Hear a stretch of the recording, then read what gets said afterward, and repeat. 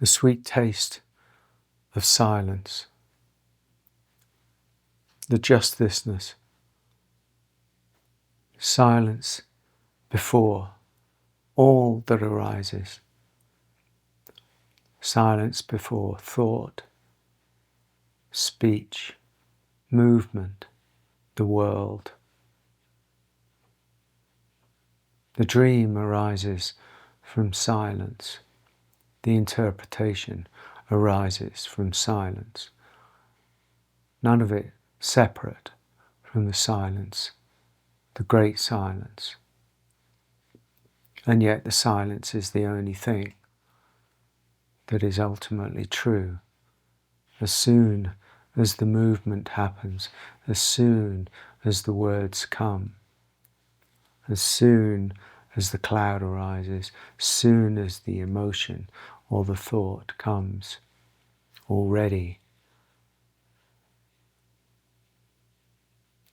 something is lost.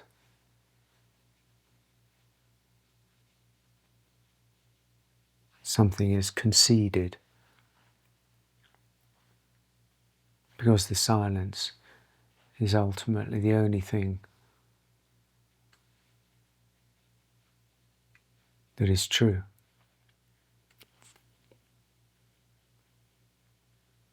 And if we can touch and know and feel and taste and abide in that silence, then we see clearly that all that arises is playing itself out.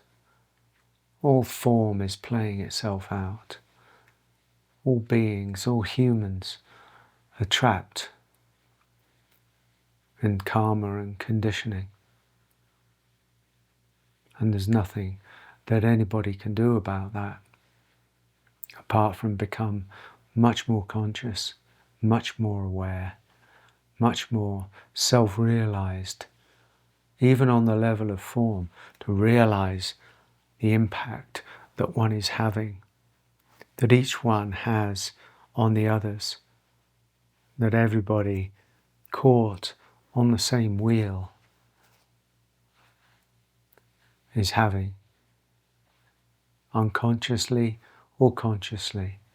Unconsciously it continues the wheel, ultimately the wheel of suffering. And so to become aware and conscious of that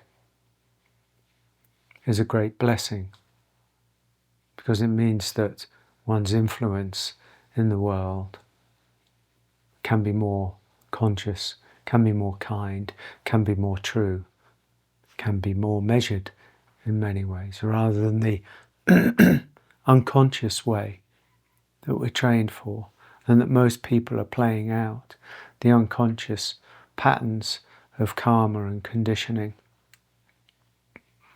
But still, only silence is true.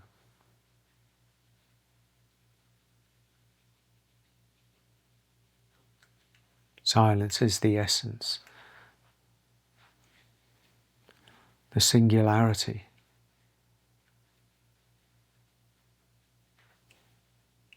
Silence is the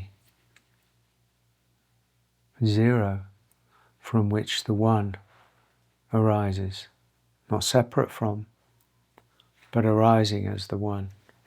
And as soon as it becomes the one, the influence of karma and conditioning have cast their shadow. That's why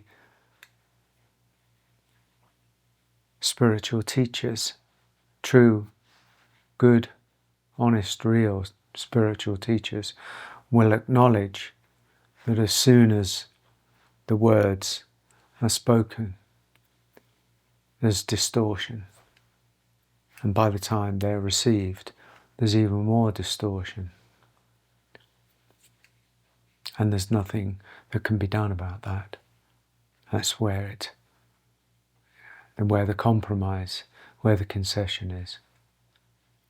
But for each of us to find the silence, not the meditation silence that is forced, but that helps as well. But over time, through awareness, through grace, through seeing clearly, through unraveling one's own karma and one's own conditioning, to realize one can never be completely free of it. To realize one can never be fully free of one's karma, one's conditioning, even one's wounding, is a pivotal moment for a human being to realize that, because then what do? Do you stay the victim of it? Or do you recognize that form is the great compromise and nothing need be lost in that, but a great recognition? And in many ways that's where the roots of compassion are. This is what Krishna talked about with Arjuna, when Arjuna was compromised going into the battle.